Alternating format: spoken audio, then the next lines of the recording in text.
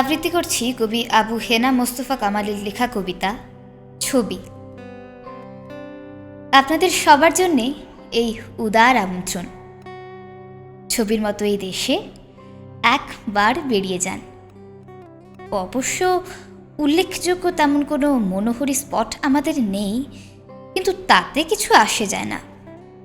আপনার স্ফীত সঞ্চয় থেকে উপচে পড়া ডলার মার্ক কিংবা স্টার্লিনের বিনিময়ে যা পাবেন, ডালাস অথবা মেক্সিকো অথবা ক্যালিফোর্নিয়া তার তুলনায় শিশুতোষ। আসুন, ছবির মতো এই দেশে বেরিয়ে যান।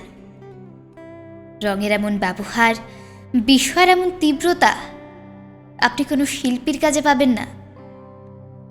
বস্তুত শিল্প মানেই নকল, নয় কি?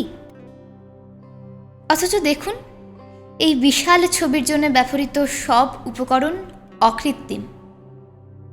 আপনাকে আরো খুলে বলি, এটা অর্থাৎ আমাদের এই দেশ, এবং আমি যার পর্যটন দপ্তরের অন্যতম প্রধান। আপনাদের খুলেই বলি, সম্পূর্ণ নতুন একটি ছবির মতো করে সম্প্রতি সাজানো হয়েছে। খাঁটি আর্য বংশভূত শিল্পীর কঠোর তত্ত্বাবধানে ৩০ লক্ষ কারিগর দীর্ঘ ৯টি মাস দিন রাত পরিশ্রম করে বানিয়েছেন এই ছবি।